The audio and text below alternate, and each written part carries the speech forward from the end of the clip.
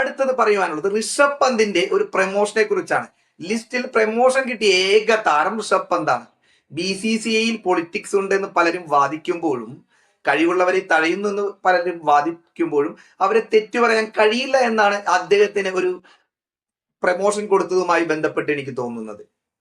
അദ്ദേഹത്തിന് A കാറ്റഗറിയിലേക്ക് ഉൾപ്പെടുത്തുകയാണ്. കഴിഞ്ഞ അദ്ദേഹത്തെ ഇപ്പോൾ ഏകദിന പരമ്പരയിലൊന്നും അങ്ങനെ പരിഗണിക്കുന്നില്ല. രാഹുലിനെയാണ് ചാമ്പ്യൻസ് ട്രോഫിയിലേക്ക് പരിഗണിക്കുന്നത്.